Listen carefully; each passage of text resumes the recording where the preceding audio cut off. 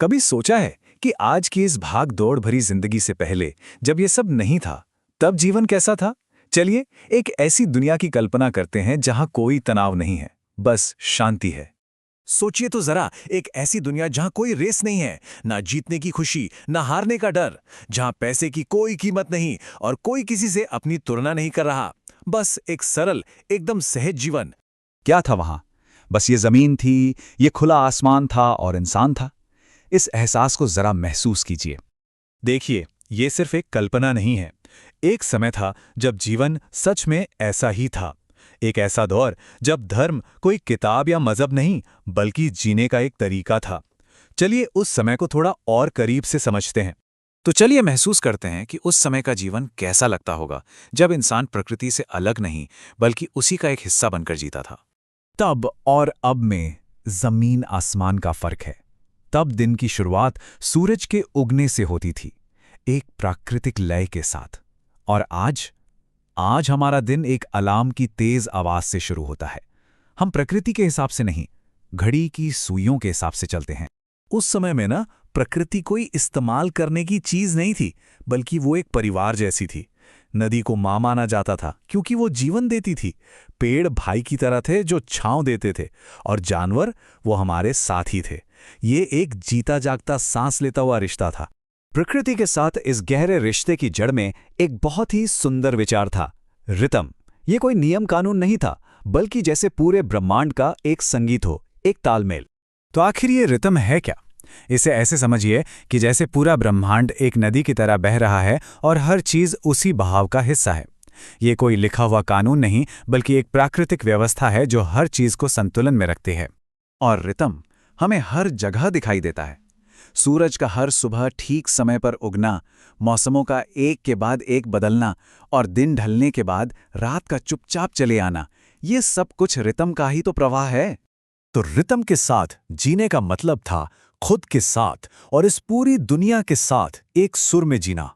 और जब कोई ब्रह्मांड के इस प्रवाह के साथ बहता है, तो जीवन में शांति खुद ब खुद आ जाती है।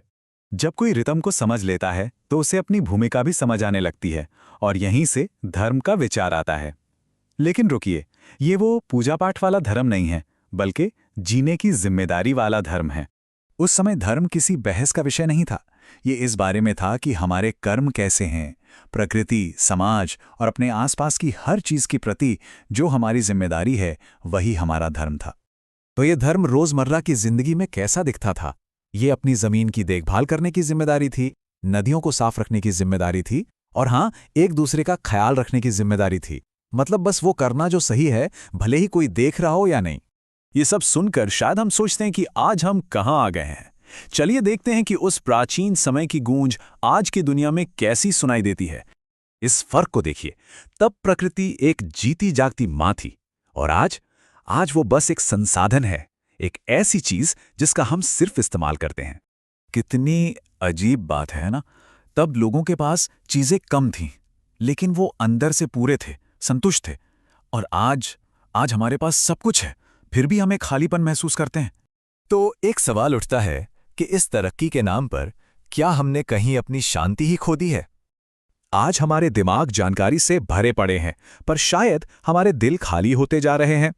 हम बहुत कुछ जानते हैं, पर शायद बहुत कम महसूस करते हैं। हम फोन पर हजारों लोगों से जुड़े हैं, फिर भी हम में से कई लोग बहुत अकेला महसूस करते हैं। हम पहले से कहीं ज्यादा कनेक्टेड हैं, लेकिन अकेलापन बढ़ता ही जा रहा है। तो शायद हमारी आज की समस्याओं का हल भविष्य की किसी टेक्नोलॉजी में नहीं, बल्कि उस अतीत के ज्ञान में छिपा है जिसे हम भूल चुके हैं। शायद हमें आगे नहीं, बल्कि एक बार पीछे मुड़कर देखने की जरूरत है। क्योंकि आखिर में धर्म कोई किताब नहीं है। धर्म एक याद है, एक एहसास जो एक इंसान को फिर से इंसान बना सकता है। तो मैं आपको इसी सवाल के साथ छोड़कर जा रहा हूं। इस भागती हुई दुनिया में वो एक छोटा सा तरीका क्या हो सकता है जिससे हम सब प्रकृति की उस लय से दोबारा जुड़ सकें? सोचिएगा जरूर।